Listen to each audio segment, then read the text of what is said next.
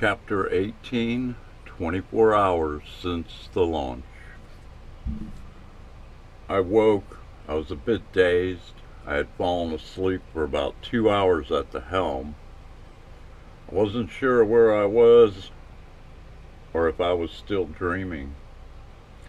I looked over at the navigation console. We were at 93% speed, and it had leveled out. Waking Amy, I said, "I'm pushing the power up to level 5. "Roger that," she said, slowly waking.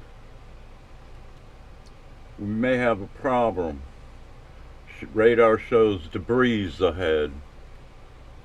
As she hit the button to check our shielding, it extended even further now as we accelerated.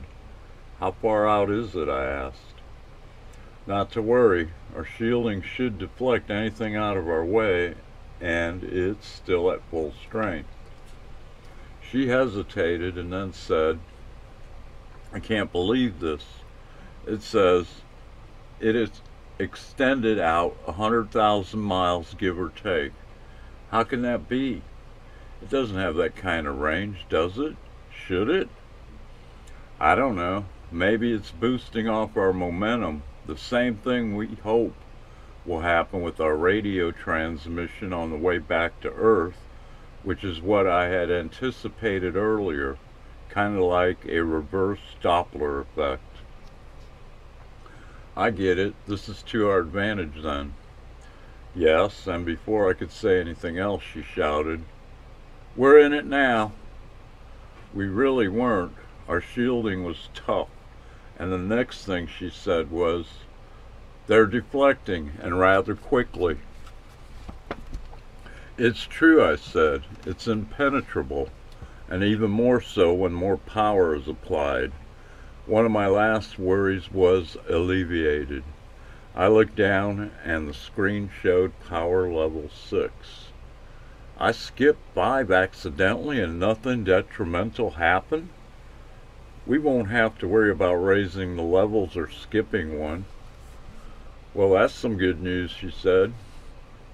I looked down as we went to 7, and what I saw was simply amazing. "Come here, check this out." "What?" she said. "The speed," I said.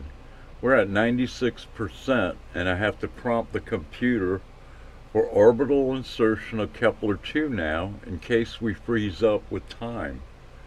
We have no idea what the effect would be on us. We may freeze up before the halfway point. I have to do this now." Break out the manual that Carl prepared, and she was already handing it to me before I could finish saying. I thought, God, got to love this woman.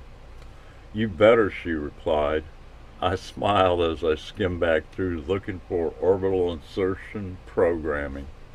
Found it, handed it back. "Read it to me as I type." "First," she said, "type in the 6-point coordinates of the star and name it." I spoke. "Done. Next. Give permission for that program to run on auto and then to read the navigation controls, radar, and to access speed control for braking. Now hit read coordinates for braking at halfway point or optimal reading of distances versus time." This went on for about 15 minutes. Now hit enter. Another screen came up and showed when this would occur with a detailed map, and it looked like it wasn't going to flip till we entered the gravity field of the star Kepler-62. Amy excitedly said, "Is that enough distance to do this?"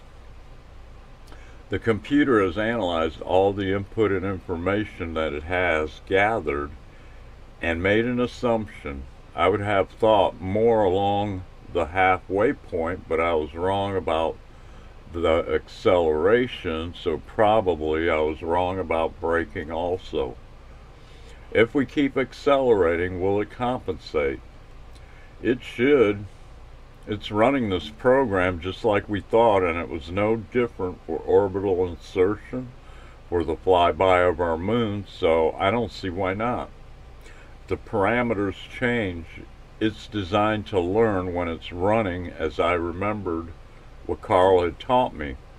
It was the same kind of thing that he was doing when programming the computers at Intercell for the robots, so that they wouldn't injure humans during manufacturing, also right themselves and continue their work. Some of the hardware they got rid of when they upgraded is in here, along with other things like circuit boards and downloads. Amy then asked, "Why are you worried still?" "Are you reading me?" "Yes." "How come you can't read my mind to find out?" "I'm not sure, but I think when emotions, the bad ones, are so intense, the mind somehow can put up a wall without knowing, like a firewall in a computer, without thinking about it, which is the closest description I can provide." Okay, I'll be totally honest with you. Even as fast as we are going, if we can't break the barrier at 99% speed of light, it will still take thousands of years to reach that star, and at which point, if we are frozen in time, we'll have to turn around and pray we can build up enough speed. We already talked about that. There's a 50% probability of survival, and I see nothing in here about programming to use or change to other stars to turn and keep the momentum going. So I was right. How far are we? Not far enough. When we hit that 99% mark, we'll be approximately 1 light year in, and after I recalculated it, we have 989 light years to go, give or take. "How close are we to 99%? she asked. "A little while yet. When it needs more power, that'll be another crossroad. I think we should try when it's moments away. What do you think? Any premonitions?" "No, nothing bad, which is what they tell me usually.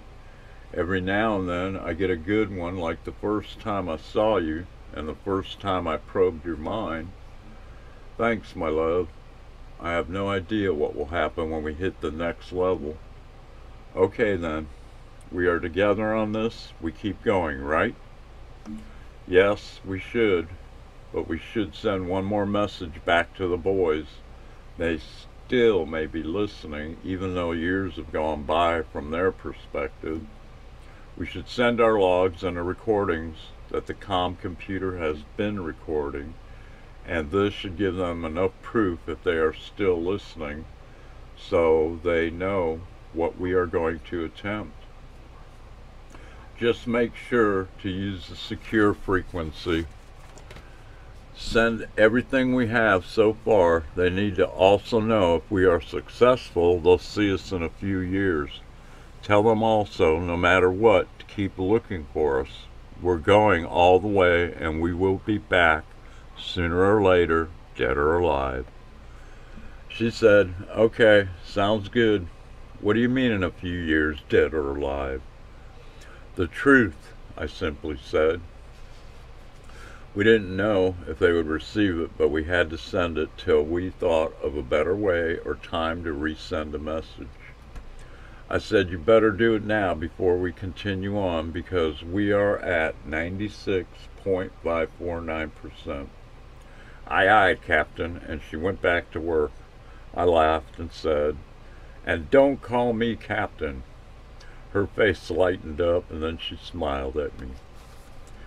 As I stared at the screen, the numbers were clicking by, and as I stared into space on screen, I wondered what would be out there, dreaming, relaxing, or trying to anyway.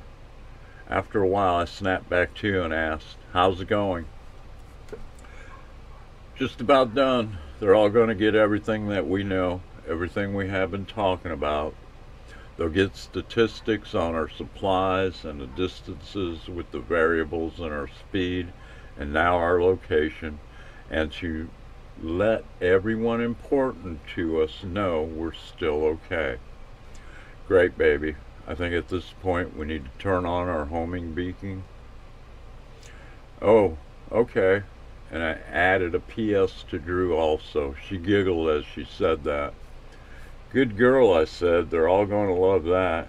Yes, and hopefully it'll motivate Drew. For what? His voyeurism?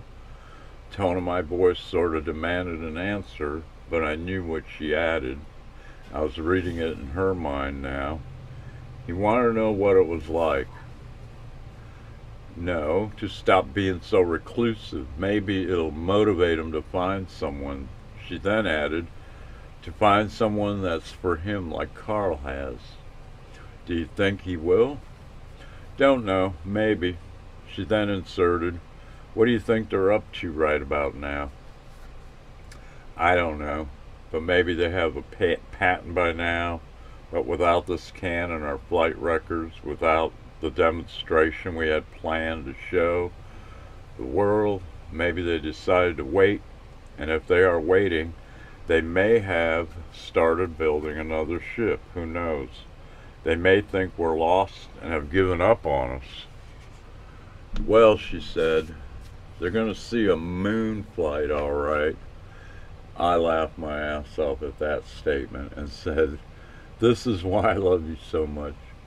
She laughed with me, and I think this helped us retain our composure and sanity in a desperate situation. She sent a recording on what sex was like with no gravity. Look, she blurted, we've topped out at 99% of light. Now it's prompting me to hit level 8. I told you it would learn as we go. Carl's one smart cookie. Look at our clock. It's just about stopped now. So we were wrong about being stopped with time.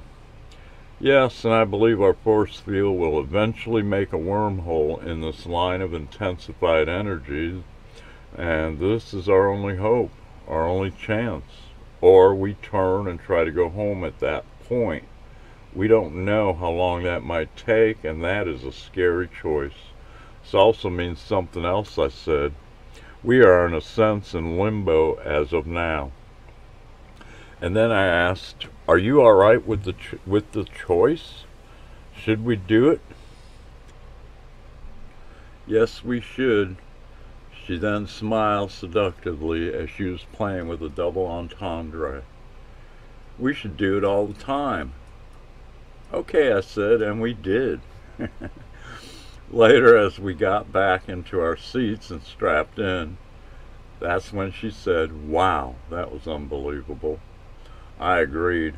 I said, never ever leave me, okay? Never, she said, adding, I needed to know we could do that again. Dying after that session wasn't even a threat to us now, and so she then asked, so what are you waiting for? One last kiss, my love. She complied as I clicked the command prompt the moment her lips touched mine. Then after, we both watched intently as the numbers swirled forward again, and as we watched, we couldn't help seeing the change in our viewing screens. It happened just as we thought about, as many thinkers predicted. The stars were starting to look elongated like tracers, but not all, as some were not moving away from us, but those that were, the very distant ones directly in front of us, weren't. I looked over at Amy, and she looked relieved as I did now and amazed. We both knew we had one barrier behind us now, but we had others that still were detrimental. Well, that's a relief and stressful at the same time, she said. Yes, it was, I said, as I added, one good thing is that we are on the bottom edge of our acceleration still, so we really have 3 increments to go, starting now with this one. So Einstein was wrong, she said. Well, it's not that he was wrong about this. He was right about the limits of light, and that is what he based his information on. Nobody followed what gravity could do because they thought that light was the fastest thing in the universe.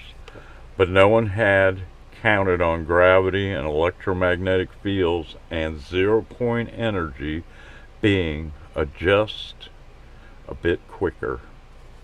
So what do you think is next for us?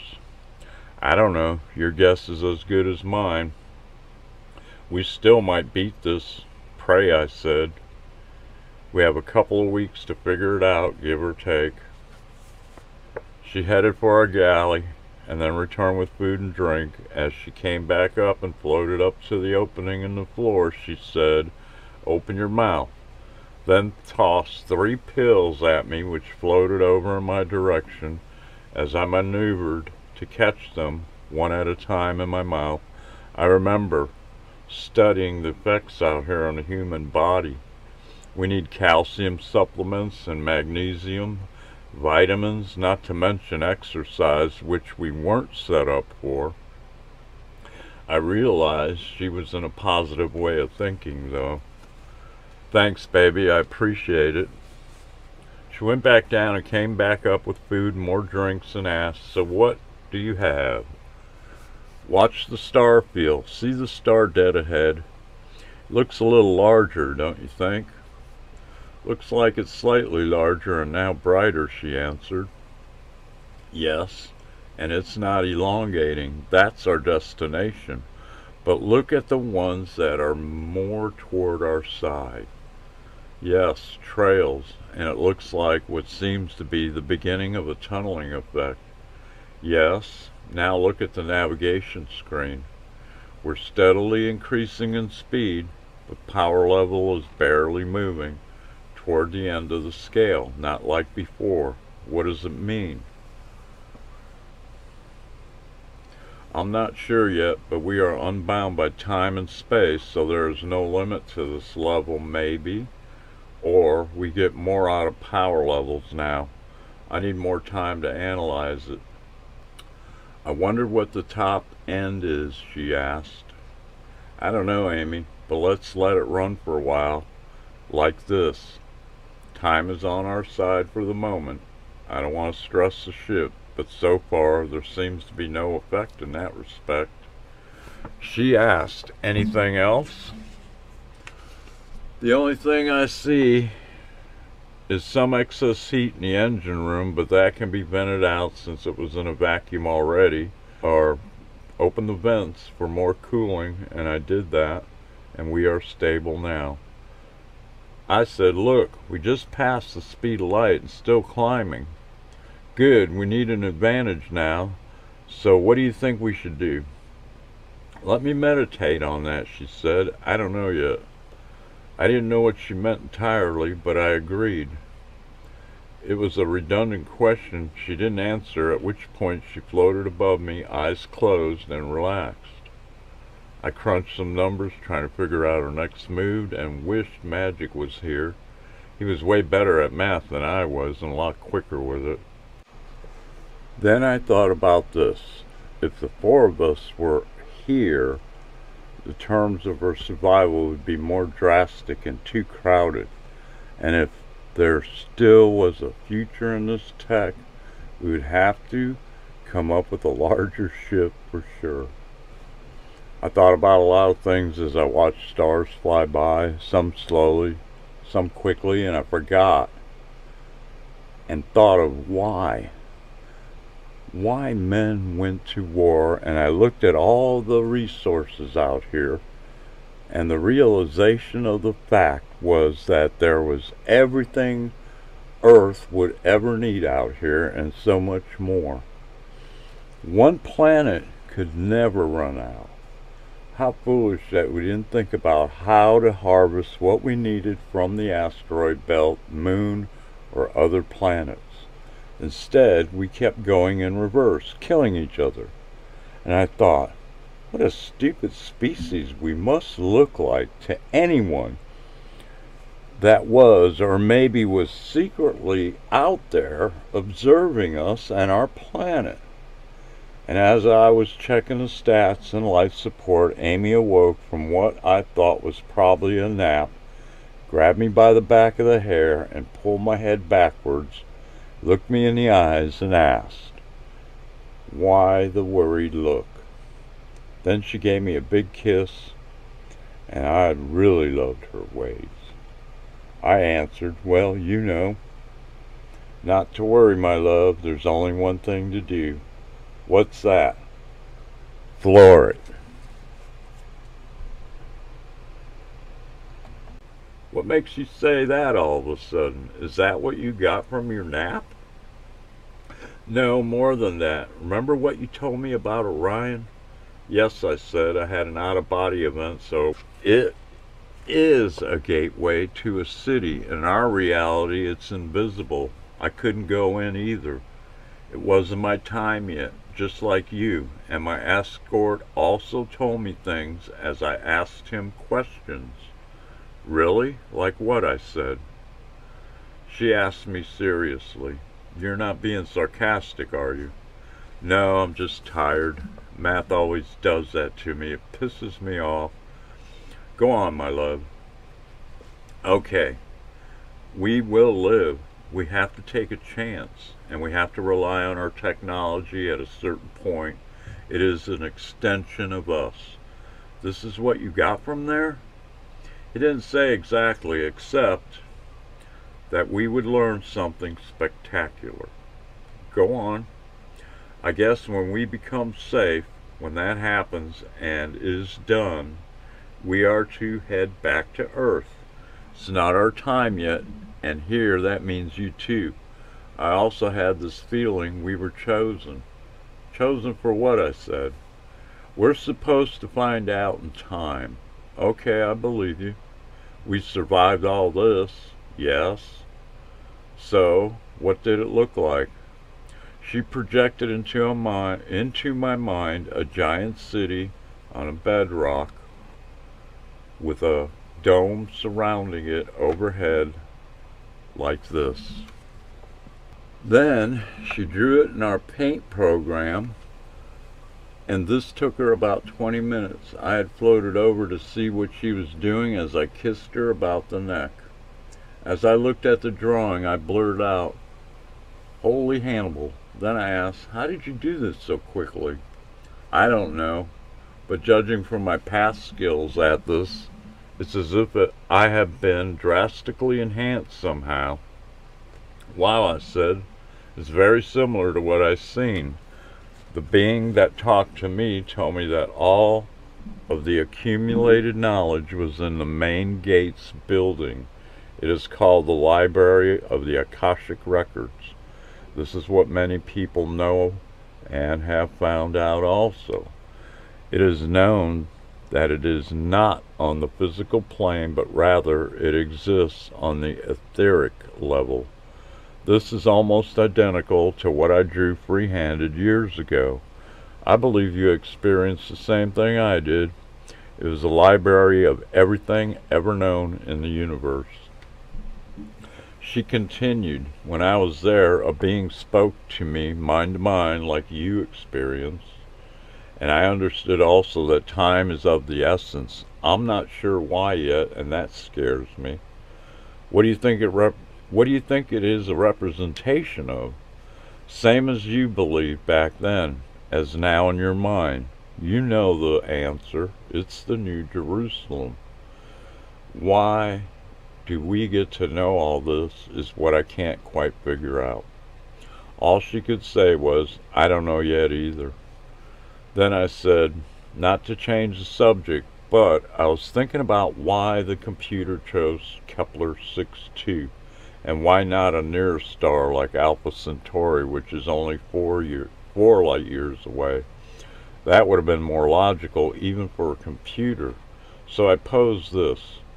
Was it a random selection by the computer or something else?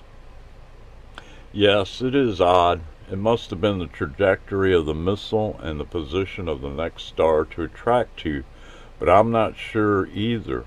All I know is we need to be back in 2 weeks or sooner in our timeline, or we might be dead. But something is pointing to some unknown destiny and a destination at such a great distance for some reason, wouldn't you say? So what makes you so sure? I asked. I was told that you, my love, have been guided by divine forces. You were supposed to do this, but not for your reasons, not exactly. Remember all those things that you told us? Yes, I said. She kept on. There's intervention from time to time by both principalities, one countering the other. But now what we have here is the necessity for human survival, and what I can understand from my experience is if mankind had not fallen, we would have had this technology sooner. Now we have been given time to see if humans can change. We still have to save certain people to defend right from wrong, but not the whole world. That seems to be out of our hands. Go on.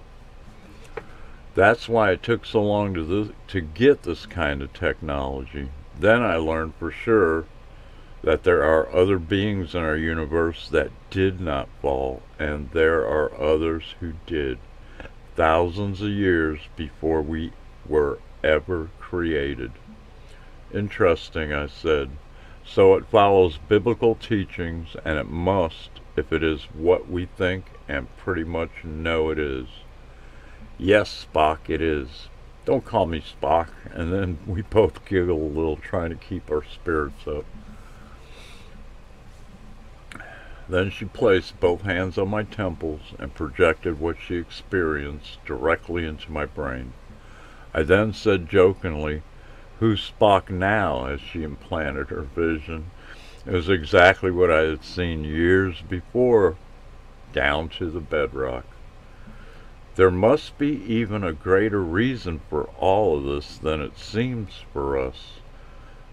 Then I said, also, seriously, when I experienced that spectacle, as scary as that seemed, I always thought there must be a greater reason behind all life. So now you're telling me it's greater reason than it seems.